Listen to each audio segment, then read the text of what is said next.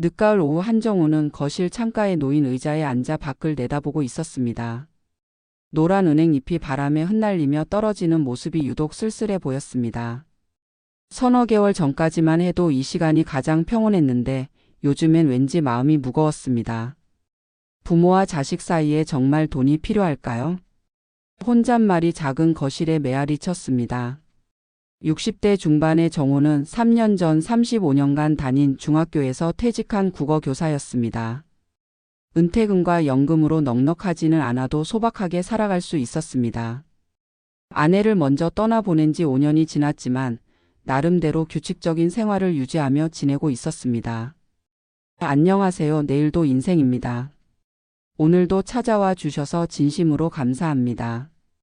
여러분의 구독과 좋아요는 제가 더 많은 이야기를 전할 수 있는 큰 힘이 됩니다.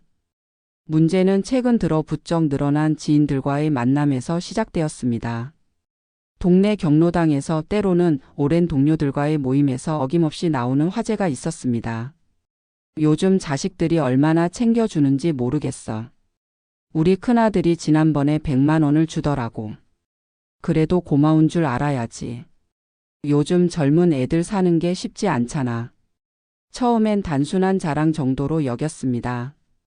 하지만 이런 대화가 반복될수록 정호의 마음 한쪽이 답답해졌습니다. 자신도 모르게 35살 된 아들 민수의 얼굴이 떠올랐습니다. 정호는 찻잔을 들어 한 모금 마셨습니다. 미지근해진 녹차가 목을 타고 내려갔습니다. 민수는 작은 IT 스타트업에서 개발자로 일하고 있었습니다. 1년 전 결혼해서 신혼살림을 꾸리고 있는 상황이었습니다. 월급이 많지 않다는 것쯤은 정호도 알고 있었습니다. 그런데도 아들은 명절이나 아버지 생일 때마다 빠뜨리지 않고 봉투를 건넸습니다. 아버지, 적은 돈이지만 받아주세요.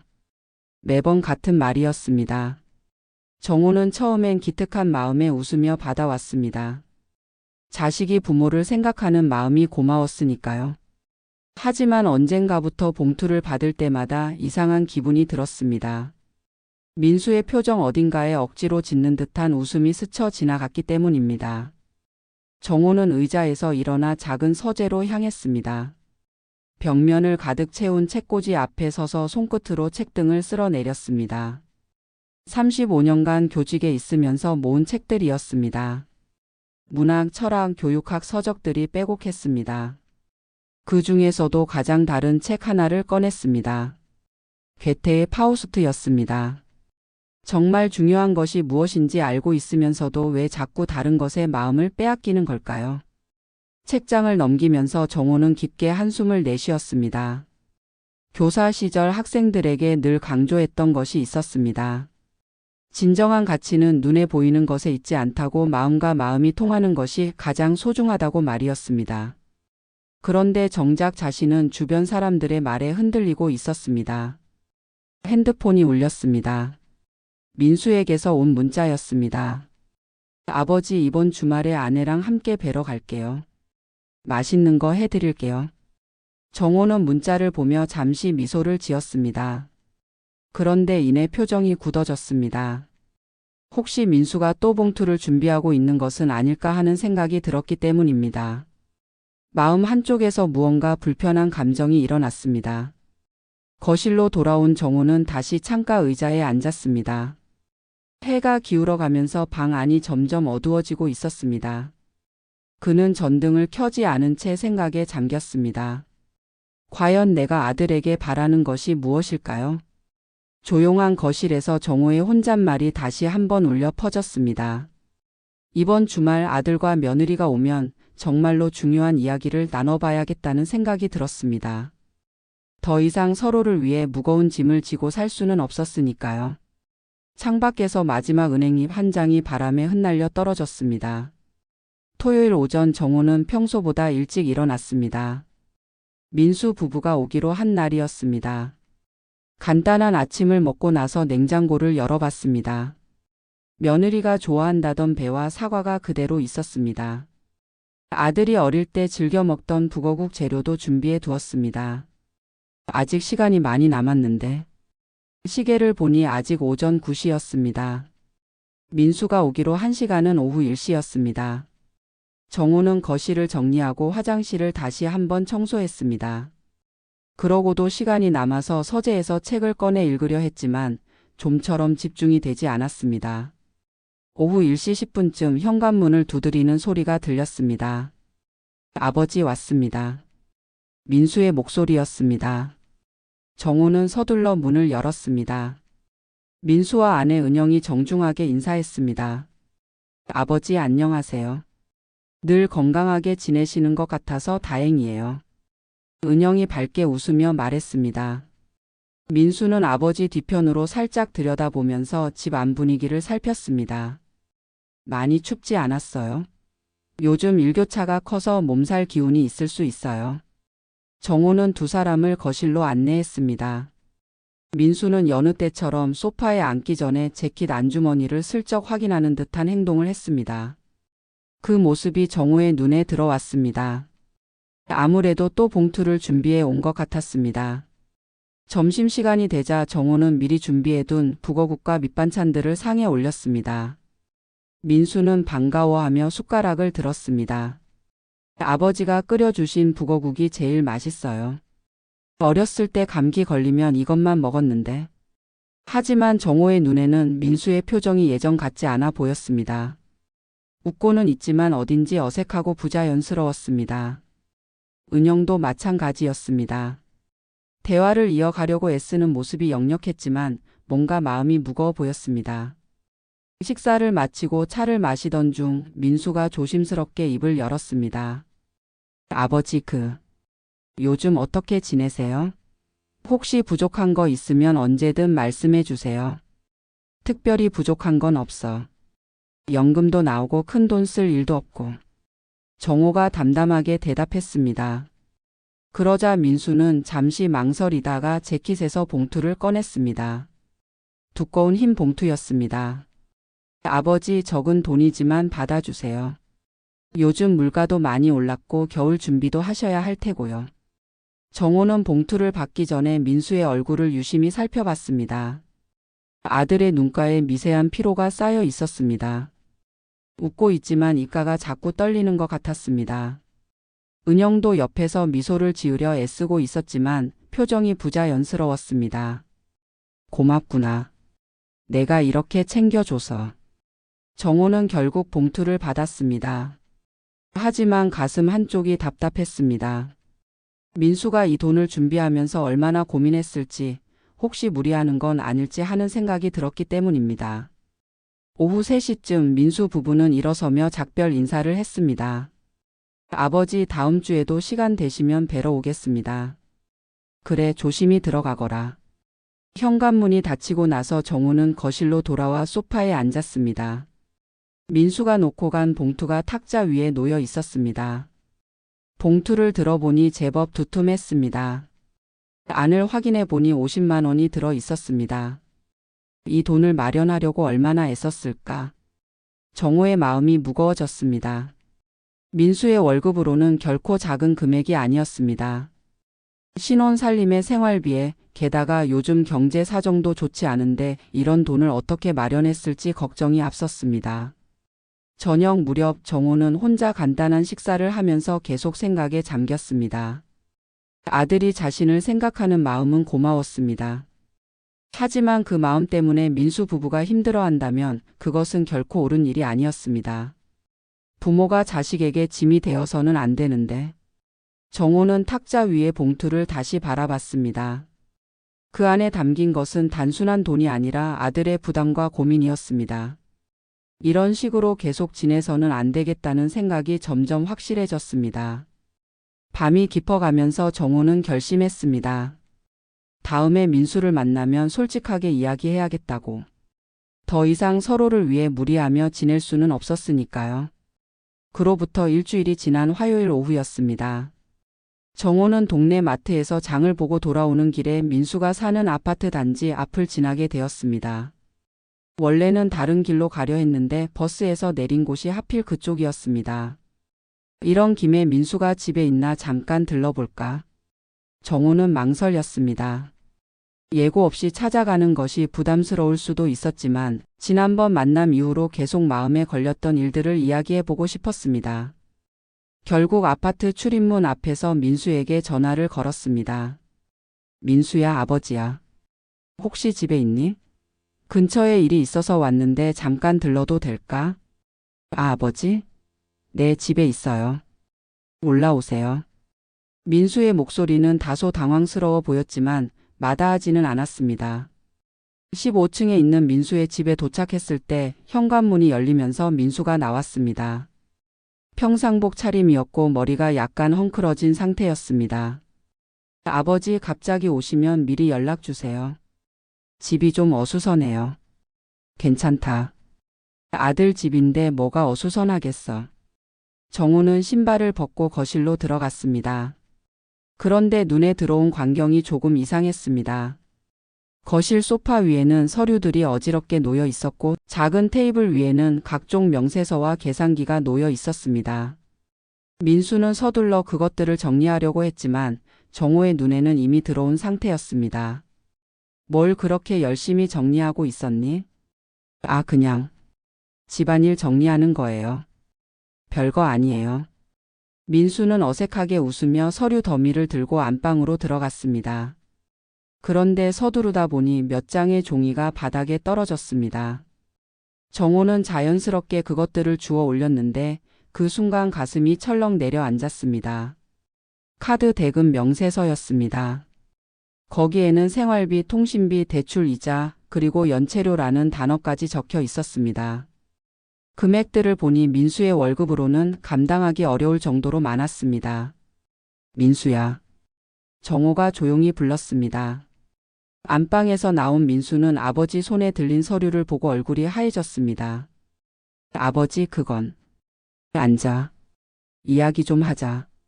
정호의 목소리는 평소보다 무거웠습니다. 민수는 어쩔 수 없이 소파에 앉았습니다. 정호도 그 옆에 앉으며 서류를 테이블 위에 조심스럽게 놓았습니다. 이게 뭐니? 그냥 생활하다 보니까 카드를 좀 많이 쓰게 됐어요. 별일 아니에요.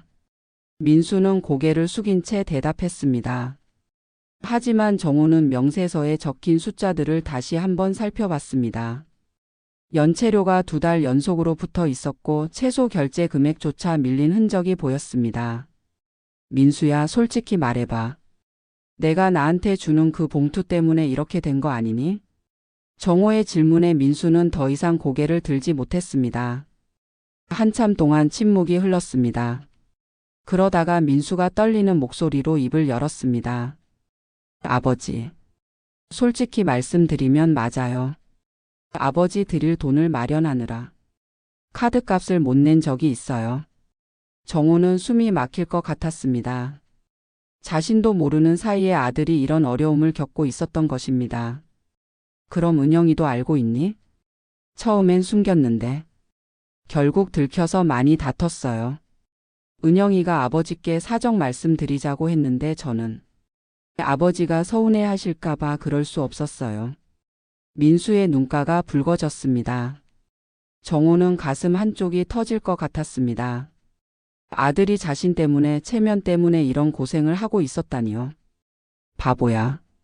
왜 그런 걸 혼자 끙끙 앓고 있었니? 아버지도 혼자 사시는데 제가 챙기지 않으면 누가 챙겨요? 다른 어른들. 말 들어보면 다들 자식들이 용돈 드리는데 그런 말 때문에 내가 이렇게 힘들어해야 하니? 정호는 자신도 모르게 목소리가 높아졌습니다. 하지만 화가 난 것은 민수에게가 아니라 자신에게였습니다. 아들의 진짜 상황을 모른 채 겉모습만 보고 있었던 자신에게 말이었습니다. 거실은 다시 조용해졌습니다. 민수는 여전히 고개를 숙이고 있었고 정우는 복잡한 마음으로 창밖을 바라봤습니다. 아파트 단지 앞마당에서 아이들이 뛰어놀고 있었습니다.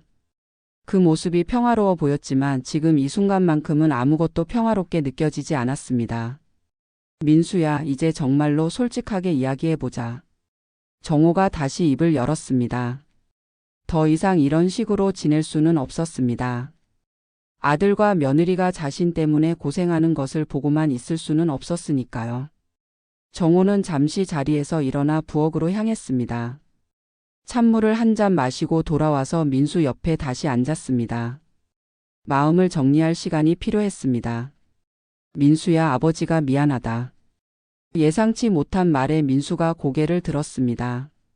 아버지의 눈가에도 눈물이 맺혀 있었습니다. 왜 미안하다고 하세요? 내가 너를 이렇게 힘들게 만들었구나. 주변 사람들 말에 흔들려서 내가 나한테 뭔가 해줘야 한다고 생각하게 만든 것 같아. 정호는 테이블 위에 명세서를 다시 한번 바라봤습니다. 그 종이 위에 적힌 숫자들이 아들의 고민과 스트레스를 고스란히 보여주고 있었습니다. 아버지, 그게 아니에요. 제가 진짜 드리고 싶었던 거예요. 그래, 내 마음은 안다. 하지만 너 때문에 은영이랑 다투고 빚까지 져가면서 할 일은 아니잖니. 민수는 한참 동안 말이 없었습니다. 그러다가 깊은 한숨을 내쉬며 입을 열었습니다. 솔직히 말하면 처음엔 정말 기쁜 마음으로 드렸어요. 아버지가 기뻐하시는 모습을 보니까 뿌듯했거든요. 그런데 언제부턴가 부담이 되기 시작했어요. 언제부터? 작년에 회사 상황이 안 좋아지면서 월급이 줄었을 때요. 그래도 계속 드려야 한다고 생각했어요. 한번 시작한 일을 그만두면 아버지가 서운해하실 것 같았거든요. 정호는 가슴이 미어지는 것을 느꼈습니다. 아들이 이런 고민을 혼자서 끙끙 앓고 있었다니. 자신은 그저 아들이 자주 찾아와서 고마워할 뿐이었는데 그 뒤에 이런 사연이 있었던 것입니다. 그럼 은영이는 뭐라고 했니? 처음에는 이해해 주려고 했어요. 그런데 카드값이 밀리고 생활비가 부족해지니까 결국 터진 거죠. 차라리 아버지께 솔직하게 말씀드리자고 했는데 저는 그게 안 되더라고요. 민수의 목소리가 점점 작아졌습니다. 아내와 아버지 사이에서 고민하는 모습이 역력했습니다. 정호는 일어나서 창가로 걸어갔습니다. 아파트 단지 너머로 보이는 하늘이 회색빛이었습니다. 곧 비가 올 것 같았습니다. 민수야, 내가 정말 바라는 게 뭔지 아니? 뭘 바라시는데요? 내가 행복하게 사는 것. 그게 다야. 정호는 창가에서 돌아서며 민수를 바라봤습니다. 아버지는 내가 나한테 돈을 줘서 기뻤던 게 아니라 나를 생각해주는 마음이 고마웠던 거야. 그런데 그 마음 때문에 내가 힘들어한다면 그건 본말이 전도된 거 아니겠니? 민수는 여전히 고개를 숙이고 있었습니다. 하지만 아버지의 말을 곱씹어 보는 것 같았습니다. 앞으로는 그런 부담 갖지 마라. 나는 내가 잘 사는 것만으로도 충분히 행복하다. 하지만 다른 분들이 뭐? 남들이 하는 말에 우리가 왜 휘둘려야 해? 정호의 목소리에는 확신이 들어 있었습니다. 지난 일주일 동안 고민했던 것들이 이제야 명확해졌습니다. 민수야, 솔직히 말하면 아버지도 요즘 주변 어른들 말 때문에 마음이 복잡했어. 자식이 얼마 줬더라 하는 말들을 들을 때마다 내가 나한테 하는 것과 비교하게 되더라고. 민수가 고개를 들어 아버지를 바라봤습니다. 그런데 오늘 이걸 보고 나니까 확실해졌어. 그런 비교 자체가 의미 없다는 걸 말이야. 정호는 다시 민수 옆에 앉았습니다. 이번에는 한결 가까이 앉았습니다. 내가 나를 생각하는 마음 그 자체로 충분해. 돈으로 표현할 필요 없어. 정말. 괜찮으세요? 괜찮다. 오히려 이제야 마음이 편해졌다. 그 순간 현관문이 열리는 소리가 들렸습니다. 은영이 돌아온 것 같았습니다. 민수는 당황한 표정으로 명세서를 정리하려고 했지만 정호가 손을 저었습니다. 그냥 두자. 은영이도 함께 이야기하는 게 좋겠다. 거실로 들어온 은영은 두 사람의 분위기가 심상치 않다는 것을 직감했습니다. 무슨 일 있었어요? 은영아, 앉아봐. 우리 이야기 좀 하자. 정호의 말에 은영은 조심스럽게 소파에 앉았습니다. 민수는 아내에게 미안한 표정을 지었습니다. 은영아, 그동안 고생 많았지? 민수 때문에 속 썩였을 텐데. 아니에요, 아버님. 저희가 알아서 할 일인걸요. 아니야. 내 때문에 너희가 힘들어할 이유는 없어. 정호는 은영에게도 같은 이야기를 했습니다. 앞으로는 부담 갖지 말라고 그냥 가끔 안부 인사하러 오는 것만으로도 충분하다고 말했습니다. 은영의 눈가에도 눈물이 맺혔습니다. 그동안 얼마나 답답했을지 짐작이 갔습니다. 고맙습니다, 아버님. 사실 남편이 너무 무리한다고 생각했는데 말하기가 어려웠어요. 이제 그런 걱정하지 마라. 우리는 가족이잖아. 바깥에서 빗방울이 떨어지기 시작했습니다. 하지만 거실 안의 분위기는 한결 따뜻해졌습니다. 세 사람 모두 어깨에서 무거운 짐을 내려놓은 것 같았습니다. 그날 이후 한 달이 지났습니다. 정호의 일상에는 작지만 의미 있는 변화들이 생겼습니다. 민수는 더 이상 봉투를 들고 오지 않았지만 오히려 전화를 자주 걸었습니다. 회사에서 있었던 일들을 이야기하거나 은영이와 함께 본 영화에 대해 수다를 떨기도 했습니다. 아버지, 어제 은영이랑 새로 생긴 베이커리에 갔는데 거기 크로와상이 정말 맛있더라고요. 다음에 아버지도 함께 가요. 그래, 좋다. 요즘 은영이는 어때? 직장 생활 잘하고 있니?